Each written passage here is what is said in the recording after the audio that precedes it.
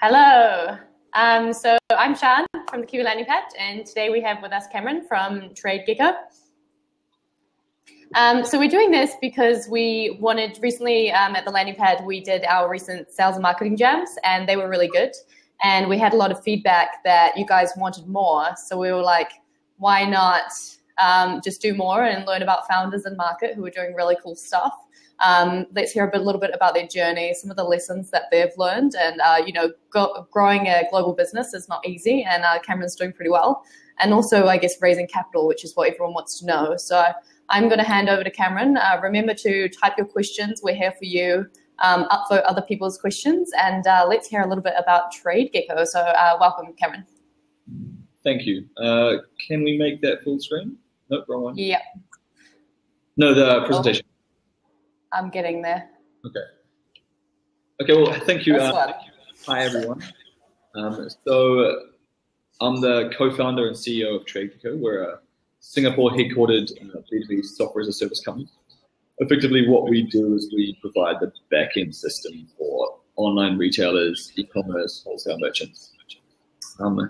I don't think that's that interesting, but I think how we came to be based in Singapore, how we've raised funding, and how we've grown hopefully is. Is there any way to make that presentation full screen? Yep. Cool. That's fine. We can skip ahead. But so to give you this story, we've been here in Singapore for about 4 years. Before that, we were in Auckland, and I don't know if any of you have tried to raise funding in Auckland, but it's very close to impossible, especially at the time when I was 24. I had very little idea of what I was doing. So, and what we did was we talked to a few guys in Auckland, and then we looked quite closely at the valley. And so, if you can skip to the next slide, not sure if there's a more intuitive way of asking you to move slides. But we looked at San Francisco, and it's a great place, and I think a lot of people get a lot of value out of it. We do try and spend a lot of time there, but we actually ended up choosing to move to Singapore, partly because of what we do, partly because of the support and the funding available in this region is just huge, and the market's massive as well. Sorry, Shan, can you skip the slide? I don't know if that's working or not. Yeah. This one? I can't see any slides at all. Oh, at all? Yeah. Let me just see what. Here we go. Yeah, yes. So I can see we're on the bottom one. So yeah, okay, cool. So as I said, we're Singapore headquartered. We're serving thousands of customers in over 100 countries. We've got a few more employees now. I think we're around 90. And all in so far, we've raised about, I guess that's about 13 million New Zealand dollars, so about 8.5 million US to fund ourselves so far. And we expect to probably raise another round of funding mid next year to really accelerate that growth. Again, to the next one.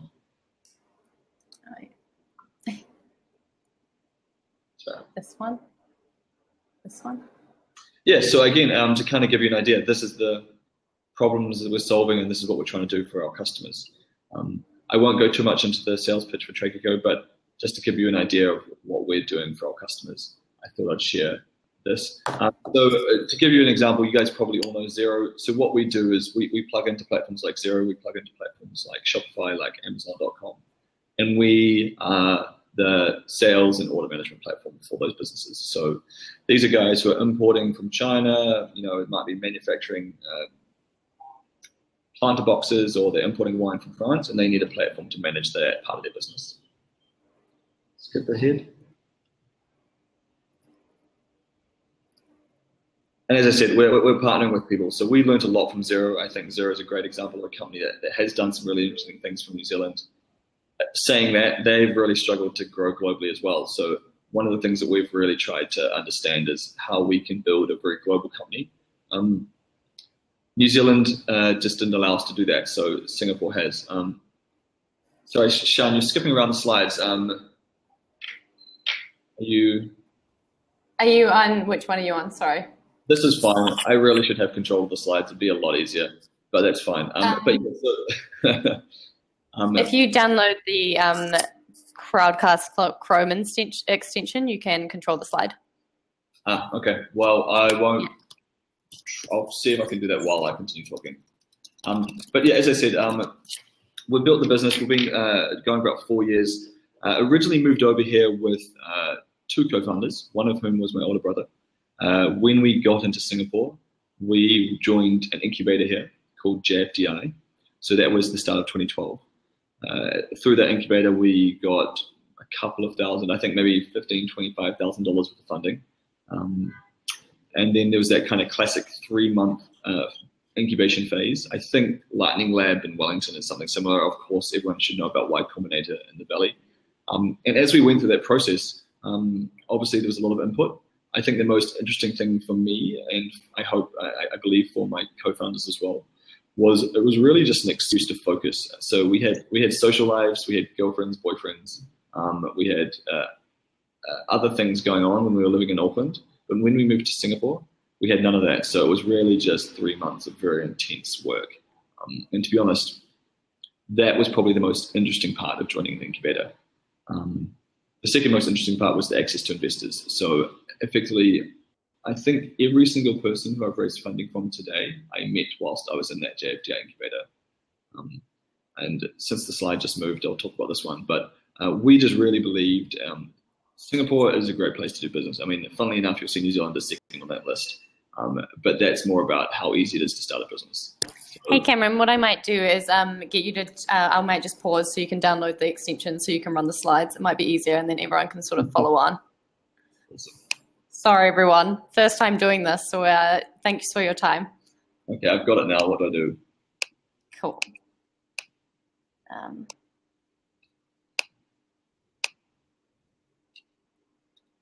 One moment. Sorry. So install the extension and then refresh the screen and then you're ready to go and then you should be able to share the screen. Yeah, there you go.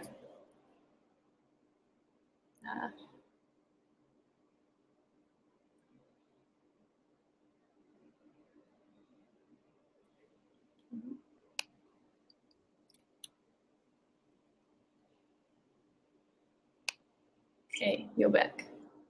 Great, thank you very much. Can you see the share screen? I can. Down the bottom? Cool. It's a lot better. Thank you very much. Sorry. That's quite all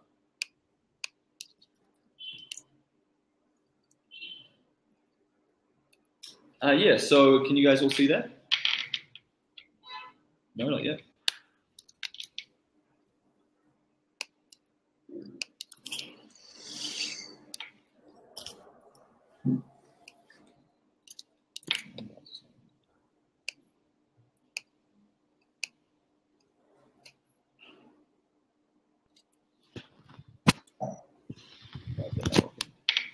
Sorry, guys. Okay, there's a, how do I... Sorry, Sean, it doesn't seem to be... I'm going to invite Julianne on board so she can tell you how to... That would be awesome.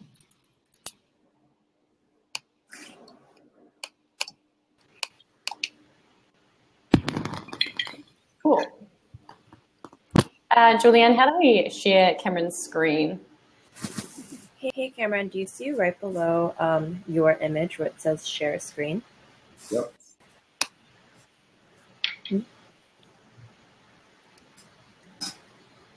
Give me 1 second. Apologies.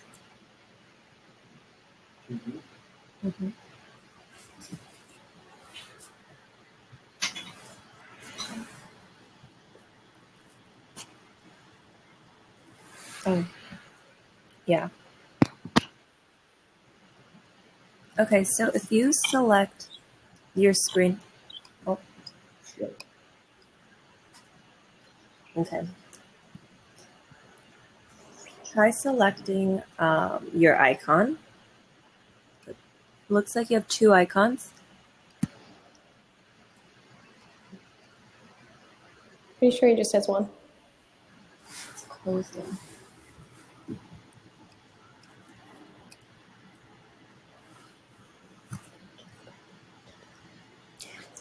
Hey Sean, just unfocus on Cameron. How do I do that? There's like above his screen, there should be like a focus icon next to the voice and video. Oh, yeah. There you go. Great. Now just focus on the slides that he's sharing. Cool. Done. I don't know who you are, Magic Voice, but you're awesome. That's Sai. He's the founder of Crowdcast. Okay, great. Cool. Thanks, guys. Sorry, now I can actually do this. So, I don't know the unasked question, but why Singapore? So, Singapore is a great place to do business, and there's just a huge amount of funding here. So that's interesting, but Singapore's a small market. This actually thing on the right, this is the Prime Minister of Singapore and some example code he wrote to share his computer science ability. I just wanted to share because I think that's amazing. He wrote a Sudoku solver just for fun. But there's just this a massive amount of support. Again, Singapore can be a little bit overwhelming. They literally built a campus for startups because they figured that's how startups are made. So what you see on the left is Biopolis, Fusionopolis. Biopolis is for biology, Fusionopolis is for media. They have it's a very Singapore has a very interesting way of doing things where they throw lots and lots of money at it, which can be nice if you're a startup founder. It doesn't necessarily solve the problem, but it definitely helped us raise our first rounds of funding. And then on the right, you have this campus, which is called Block 79, Block 71, Block 73. And these are this small area of Singapore where there's 400 or 500 technology startups in one condensed area. And it's just staggering. Effectively, if you're building a business focusing on Asia Pacific, being headquartered out of Singapore is just an awesome place to be, not excluding the tax and all those other benefits, just in terms of the support from the government. And again, I just wanted to talk a little bit more about this, but the delta between Singapore and San Francisco and Singapore and Auckland. I mean, San Francisco is an amazing city and some amazing people. So I take that back. It's an amazing city, but the people are amazing, but the city is very run down compared to the government and the support of what they're trying to do here. Singapore's government is a net exporter of technology now. So they actually create so much technology that the government itself exports and advises other governments on how to do things like self-driving cars, which I just find really, really invigorating and inspirational, just to have a government that tries to work as hard as they do to keep ahead of all this stuff. And if, for example, this is one of the self-driving cars that the Singaporean government deployed in one of the areas of Singapore, because why not? I don't know when New Zealand's going to deploy self-driving cars, and I know the Californian government's quite pro-technology, but it's just a different world compared to Singapore. And as I said, when we joined and moved to Singapore, it's not the easiest thing to move to a new country. But again, there's just such a wide array of support networks and things that are available to do. It gave us a really easy introduction to a lot of venture capitalists, a lot of government support, a lot of things like free co-working space, etc. And then to talk about the funding side of things. So we raised our first round of funding end of 2012. We raised about 815,000 Sing dollars. That was a seed round of funding that came at the time. We like to say we had 10 customers. We had 10 customers, probably half of whose last names was very similar to the founders. So it was a lot of friends and family helping us get the first customers into the product. And that enabled us to raise funding. So it really is very similar to the Valley in that regard, in that it's about the VCs are thinking about investing in you. So we found that a relatively easy fundraise to undertake. Since then, we raised about another $1 million in our seed round. And to kind of get into the nitty-gritty a little bit, just because the numbers might be interesting, in our business, which is software as a service, which is online software delivered over the internet, to do a Series A, there's kind of some benchmarks. We had to go from where we were, which is $0 of revenue, but to raise a Series A, you need to get to about $1 million. So we did that end of last year, or third quarter last year, we broached that, and then we went out to fundraise. At that time, we actually looked at fundraising from Silicon Valley, and we got some term sheets from VCs there.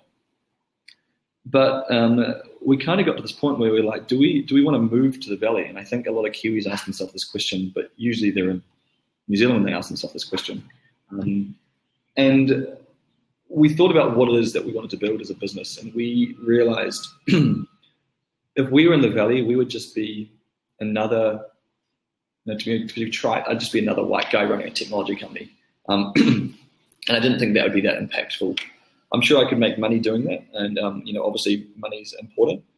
But we decided that building something globally significant from Singapore, much like Rod Drury decided to do from New Zealand, is of itself quite interesting as well. It might be a bit more of a challenge, but it's definitely a very interesting challenge. So we decided to actually fundraise from Singapore. So as of now, all of our funding has come from Singaporean venture capitalists, all $8.5 million. That may change for our next round just because the numbers we're talking about are so large. But yeah, I think it's just a very interesting thought process that you have to go through when you have to think about where do I fundraise, where do I want to build this company? And we decided that Singapore was the best option for us. And then again, like, why is that? Why is Singapore a great place? Well, there's, I think, 650 million people in this region. You have Indonesia alone, which has 254 million people in it. So we've got a country almost the size of the United States within an hour and a half flight of here. It's definitely not as wealthy, but it's got a huge growing middle class. And of course, just regionally, there's just a massive amount of growth and a huge population. That's excluding, of course, Asia Pacific. So, China, India, Australia, New Zealand, all of which are great markets as well. And Singapore is just a great place to have a really stable base of operations to target those markets. And as I say, and I use this when I'm trying to recruit from abroad, we're literally living on a tropical island. This is a picture of Sentosa, which is one of the islands connected to Singapore. And for me personally, I love New Zealand. I grew up literally on a kiwifruit orchard with sheep. Had pet sheep that I took to school on Ag Day, but not a huge fan of the cold, so the winters weren't really my favorite thing. So living somewhere like Singapore, where it's always tropical all year round, is also a massive win for me. And as I said, like, it's a really interesting market. So Singapore, as of itself, is not a great domestic market, much like New Zealand is not a great domestic market. The difference between New Zealand and Singapore is New Zealand is so far away and is just not there yet in terms of fundraising. Whereas Singapore has got the capital. It's definitely not as mature as the Valley or a few other places, but you have access to such a large market. So if I was to be asked why Singapore, it definitely makes sense if you're doing anything in the mobile space, anything in the kind of payment space where you've got this huge, completely untapped market here in Southeast Asia and Asia Pacific, which I just find fascinating. In terms of kind of the slide presentation, that's kind of the majority of what I've got. I'd love to kind of jump into questions, Sean, if you've got. I know there were some ones you shared earlier, and there seems to be some down the bottom as well. Absolutely. I guess let's kick into some of these questions down the bottom. Yeah. So I guess let's start with what were the biggest cultural challenges you faced when pitching for investment in Asia, and how did you overcome them? Interesting, yeah. So I turned up to a lot of meetings in flip-flops and shorts, and I had a lot of funny looks. So I definitely looked to avoid that. That wasn't a big problem. That was me being a bit petulant. I think, end of the day, we worked with investors where there was a cultural fit. So we made a point of meeting with every investor we could. And then you're not probably going to work with someone that you can't get along with. So, I mean, my investors are American, Filipino, Indian, but they're all, we're all good friends. And there was a great fit there. So that wasn't really an issue. Admittedly, when we were pitching a few of the older funds, maybe some of the more traditional funds, the flip-flops and shorts thing potentially put them off, and maybe my demeanor and the Kiwi attitude is a bit different from others, but we just found the investors who got us. So it wasn't really ever an issue. I think it's not a Kiwi cultural thing. It's more of someone who understands the tech startup scene sort of cultural thing. And there's plenty of those here. Cool. Do you use the fact that you're from New Zealand to market yourself in Asia? Try to. I think New Zealanders have a great, people like New Zealanders. There's a lot of, Singaporean people walking around in all black jerseys. I never know why, but they obviously all think it's a great thing. So yeah, we definitely, we're very unbiased. People don't have problems with New Zealanders like they might with Americans or other people. So we also try and play out the Kiwi card. So I always like to talk about, as I said, my parents literally still live on a kiwi fruit orchard with sheep, just because people like the green, clean New Zealand thing. We also work closely with some of the people here who are NZTE, and we'll meet with the New Zealand consulate here a few times.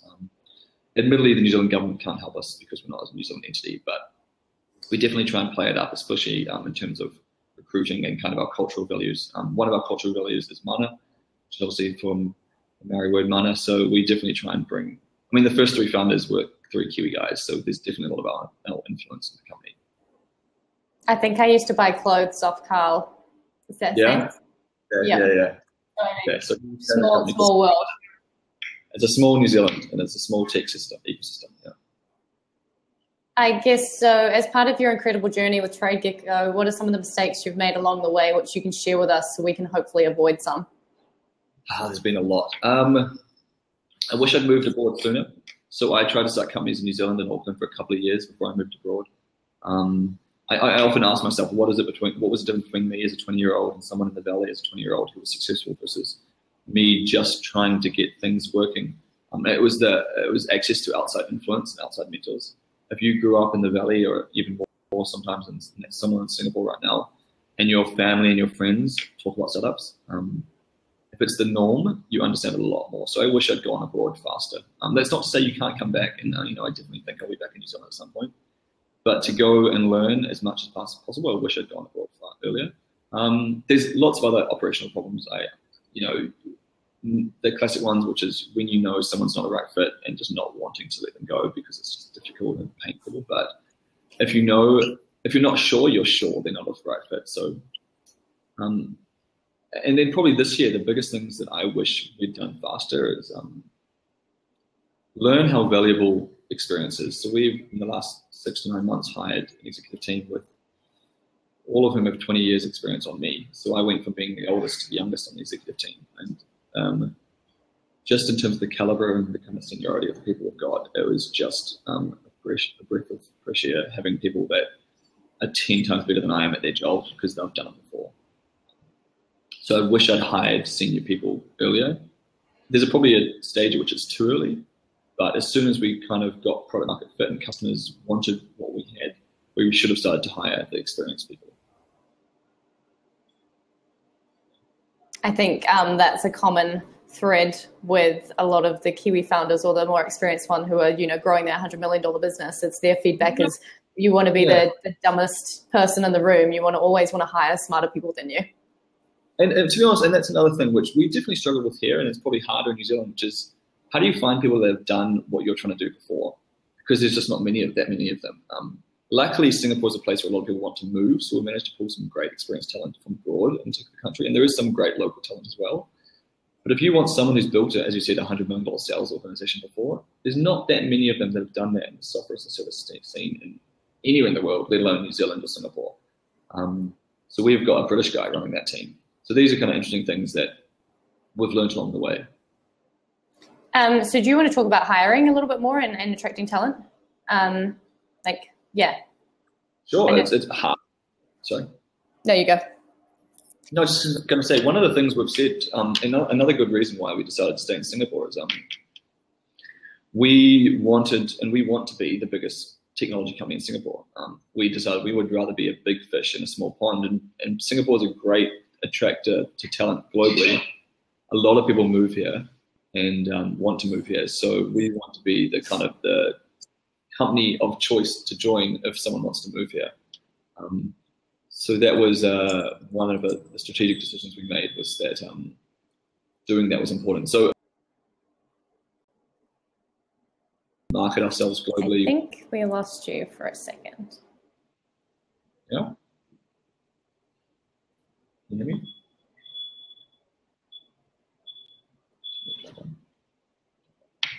Sorry, can you hear me, Sean? Okay, Julian can hear me, Liam can hear me. It's just you, Sean. Okay, guys, sorry.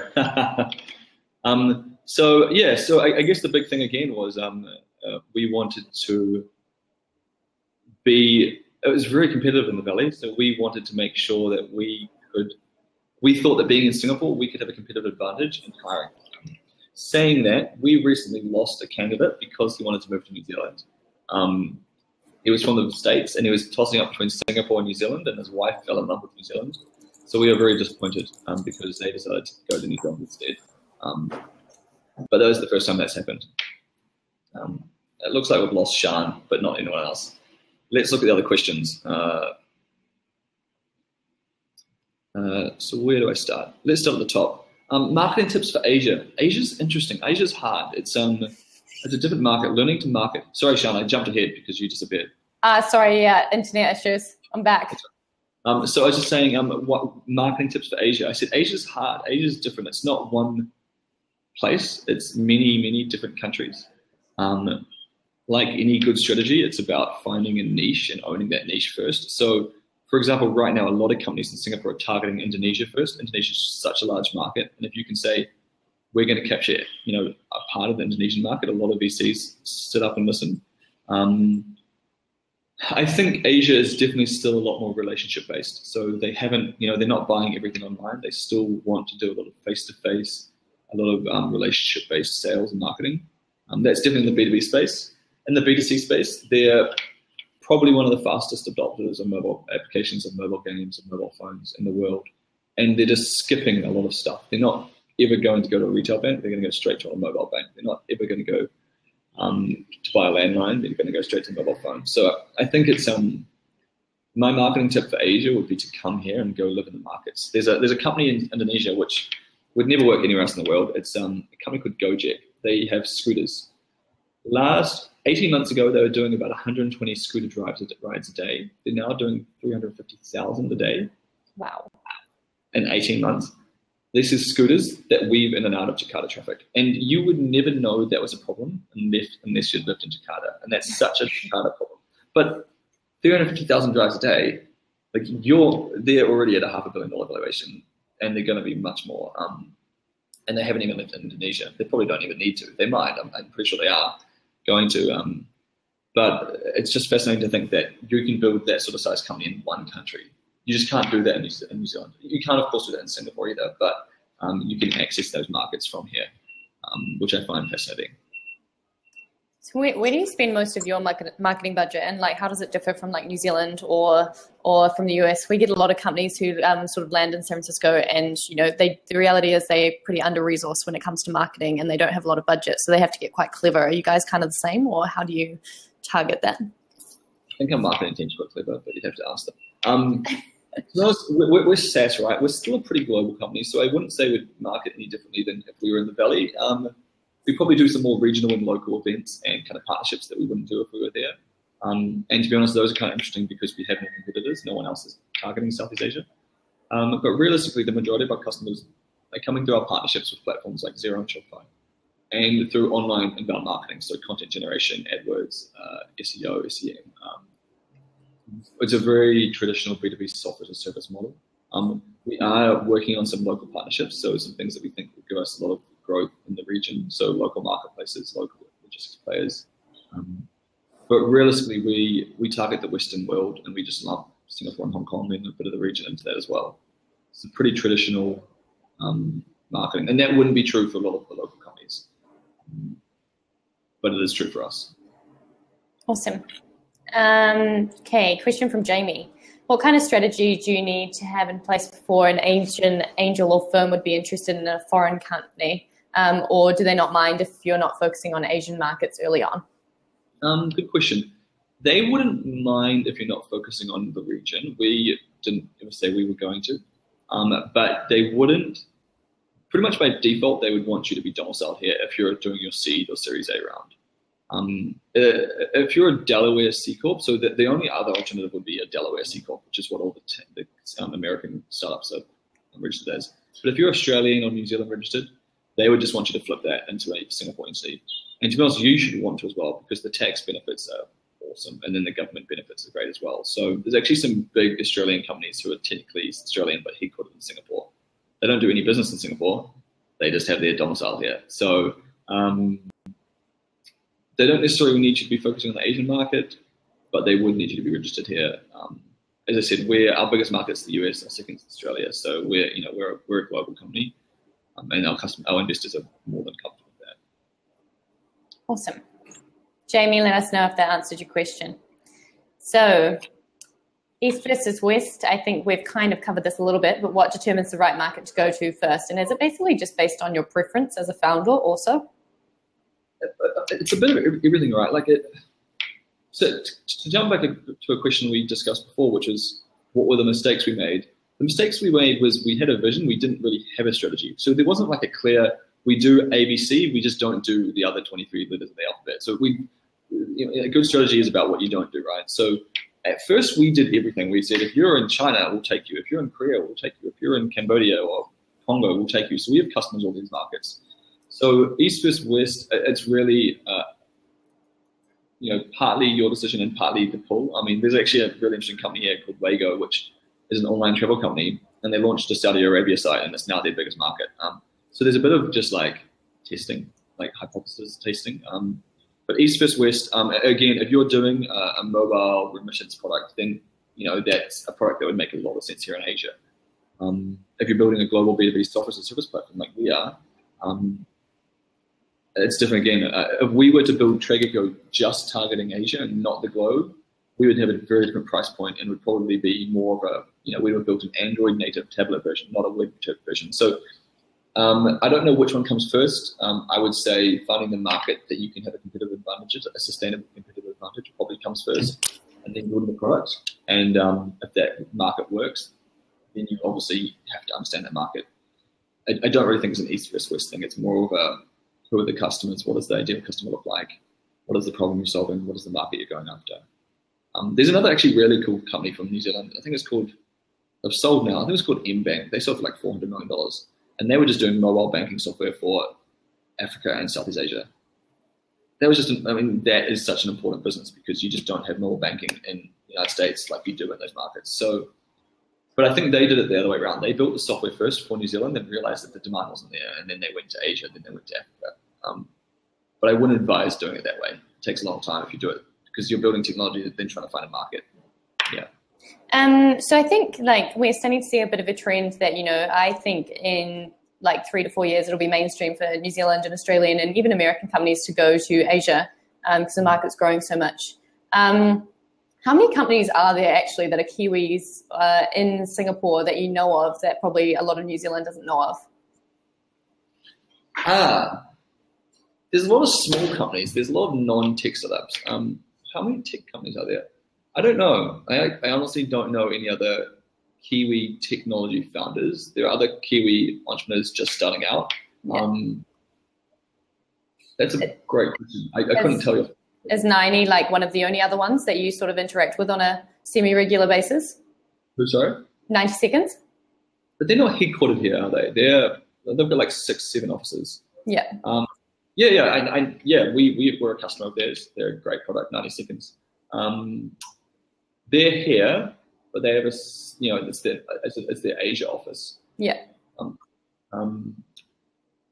I will probably kick myself after this because I'll remember a bunch of them. But in terms of people that are headquartered here, I don't know. I think there's an Australian company called NZ Sale or something, Australian Aussie Sale. But they're all focusing on those markets, but they're headquartered here for tax reasons. Yeah.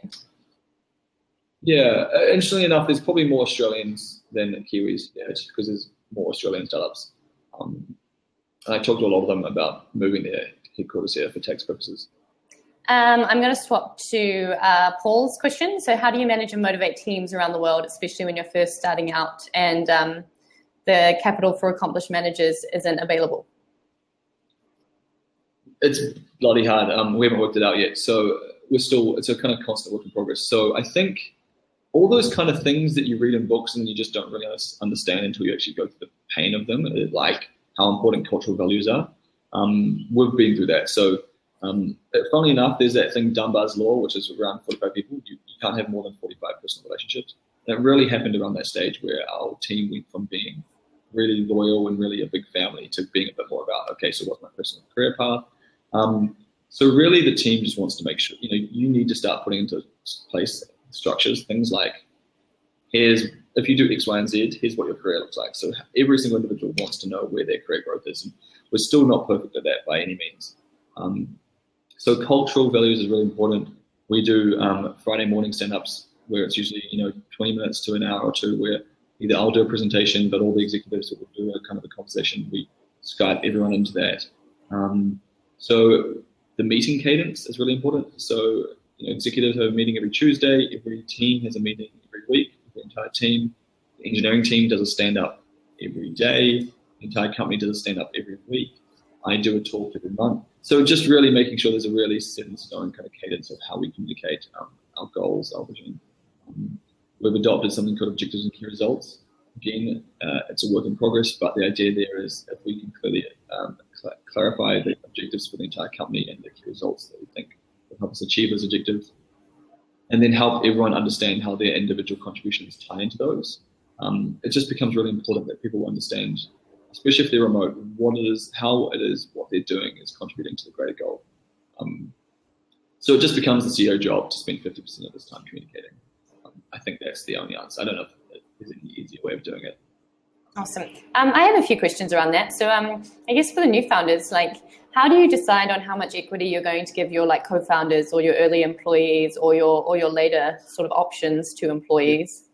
Yeah, so we are just doing up the paperwork on that. We have 90 plus people now, so we're trying to do, there's an interesting thing that happens when you cross 60 people in Singapore, which you have to start doing public accounting reporting. So we're just trying to get around that right now. But what we did at the start is the 3 co-founders took equal shares. Then when the 3rd co-founder, Carl, decided to move home, he gave back a large percentage of his shares because we have a vesting agreement in place. So there's a 4-year vesting. Then for senior hires, the executives, it's a negotiation. And then for all other hires, what we're doing, and we're rolling this out now, is they're going to get, depending on their level, they're going in their band. I think we worked it out to be as a percentage of their annual salary in equity grants at the date they arrive, because the value of the company changes obviously over time. So we've just been trying to work out some of the finer details of that, but that's how we're doing it. So to reiterate, it's the executives, you'll be negotiating kind of depending on the seniority and the kind of negotiating ability of the executive. And then for anyone below executive, it's a percentage of their annual salary in the value of shares at the value of the company at that date, on the date they start. So someone who starts 2013 got, maybe $50,000 of the company when it was worth a couple $1 million. And those shares should now be worth significantly more because now the company's worth, hundreds of millions. So, but the amount stays the same. So it's a percentage of the salary. I've got some notes I wrote on this if someone's interested in kind of more details. It's an interesting and more difficult problem than it should be, I think, but it is kind of area. And then, everyone is on a vesting schedule. So you don't get any equity for the first year, and then you get, after the first year of service, you get 12 months accelerated, and then you get monthly equity grants. And then at the end of the 4 years, you'll have all of the equity grant, which will be yours. Has that played into a lot of how you sort of have grown your team or the culture that you've created? So it's not really common in New Zealand, right? Not really. And to be honest, we've been pretty bad about communicating equity grants and the value of those to our employees. We're trying to get better at it. I know we've got 90 employees. I think maybe 15, 20 of them really care. So we're going to, we want to be fair to everyone. So we've been trying to be very clear about it to everyone.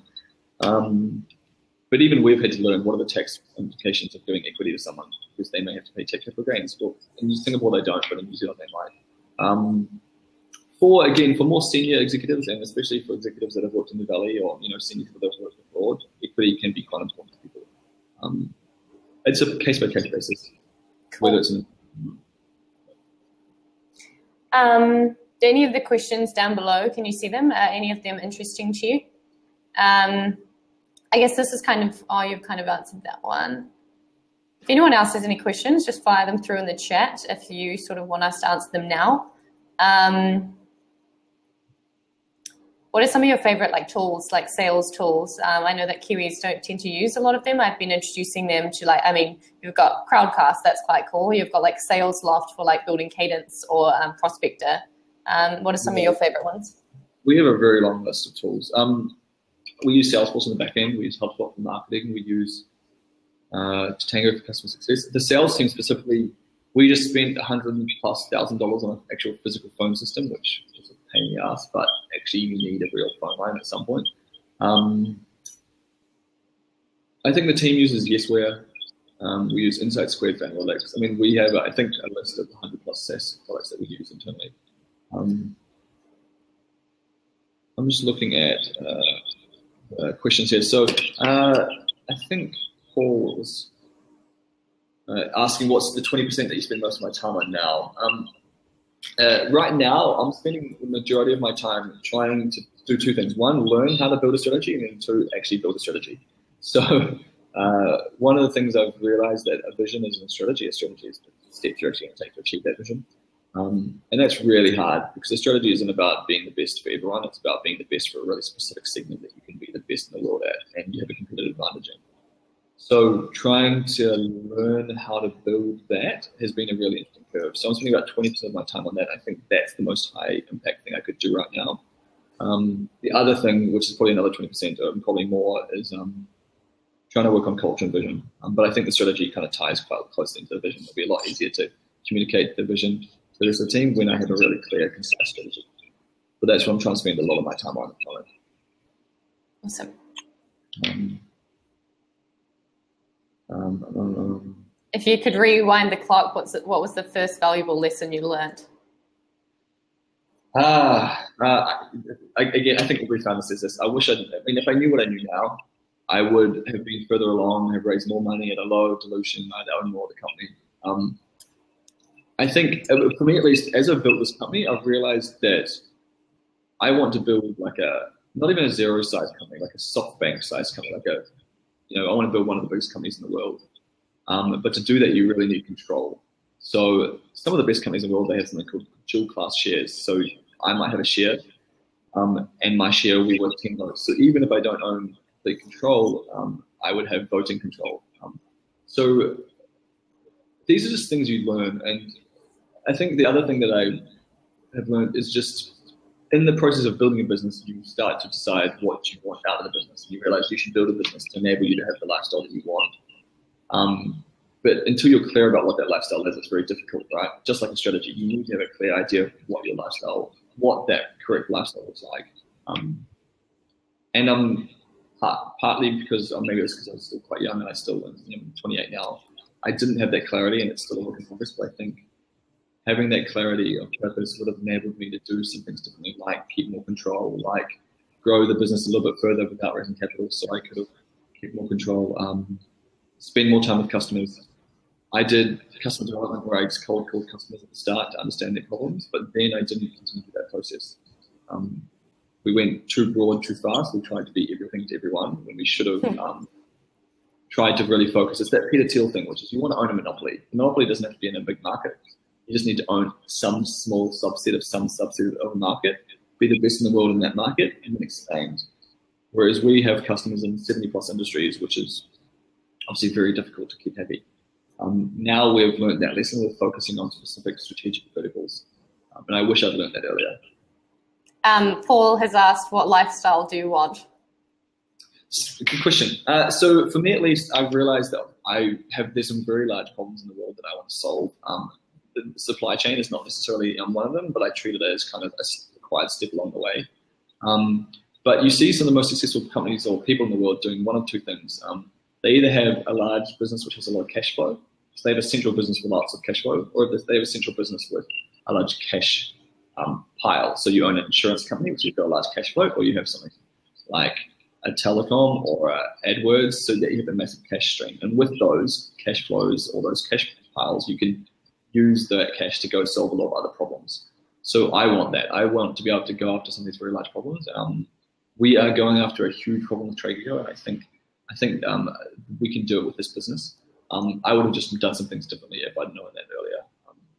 So, for example, one example would be food security. I'm really passionate about fact that there's 2 billion more people coming into the planet over the next 30 years, and if they all eat salmon and steak like we do, there's going to be no fish in the sea and no ozone left. So those are some of the problems which I personally don't have the technical abilities to solve, but I would love to get it.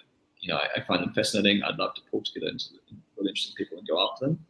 And I don't mean tomorrow or next year. I mean over the next 30, 40 years of my life, I want to go after these problems. So building a company that can support me to do those, that's really important to me. Warren Buffett's a great example. He doesn't really go after problems he wants to solve. He just goes after businesses he finds really interesting. But I think you need a bit of Warren Buffett in terms of his ability to do capital allocation. Geico. Yes, Geico has a very large float. Geico is a very large insurance company that Warren Buffett owns, and uses the float, the insurance dollars that you pay, to invest in other companies.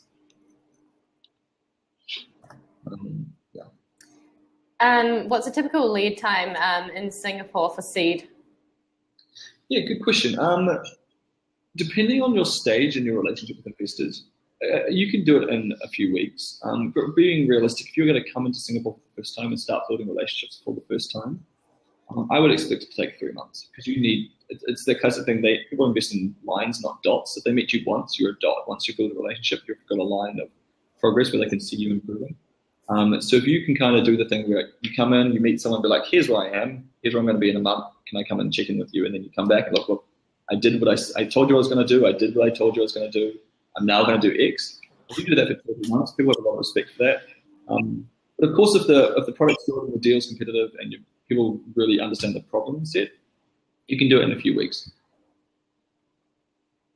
Are you looking at making any acquisitions or any big partnerships? Because a lot of how Asia works is, as you said, on relationships, but also sort of making acquisitions with people who are already set up in market.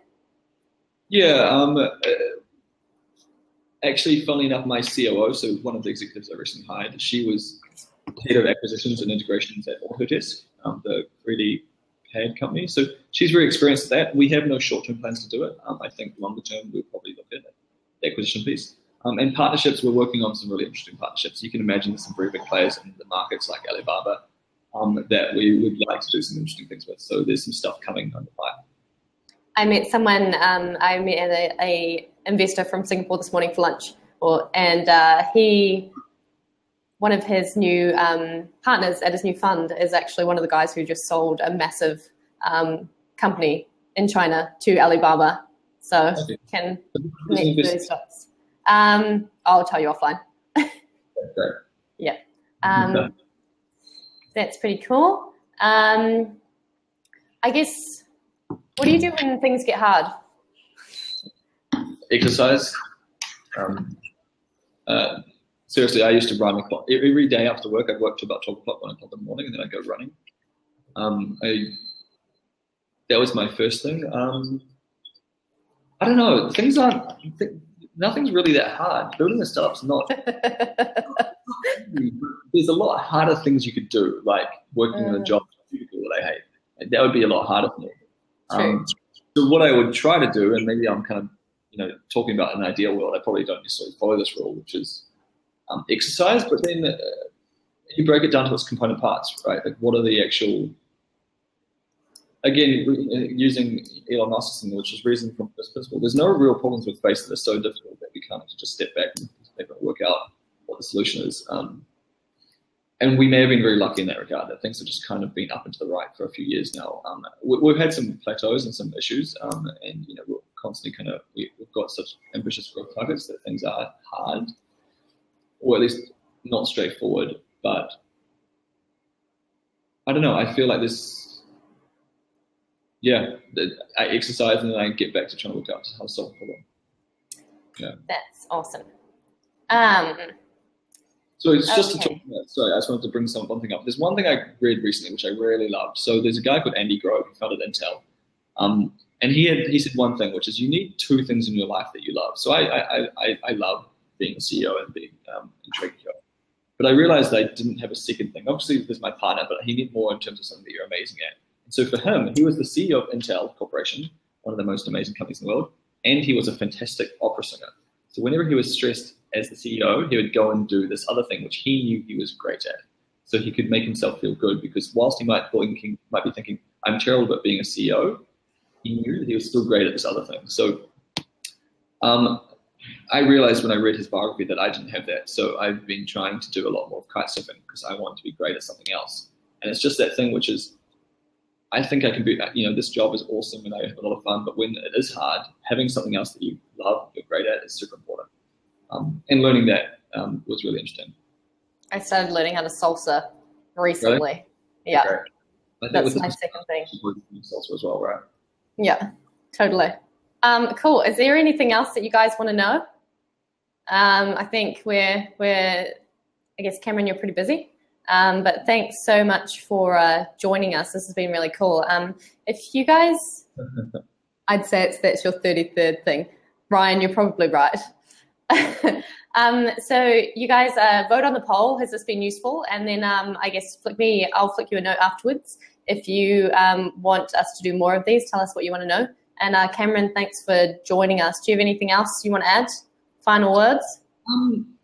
Yeah, if anyone's interested or wants to know more about Singapore, this is the Asian thing, you can flick me an email. I'm always interested in trying to convince people that Singapore's a great place to move to. I think that's about it. If you do want to talk to more non-Kiwi but still entrepreneurs in Southeast Asia or Singapore, let me know as well. It's just Cameron. Email, Cameron? It's just Cameron at TradeGecko.com. As I said, Singapore doesn't have to be forever. I just feel like it's a really great place to learn a lot fast and get funding. I was saying that I'm making a commitment to spend at least 2 weeks every quarter on the Valley because there's a lot to learn there as well. So I'm lucky now we have the resources to enable me to do that. And so most of my time is spent on learning. I think that's important. Awesome. Thanks so much. And I guess have a good day. Thank you very much. You too. Okay. Bye, everyone.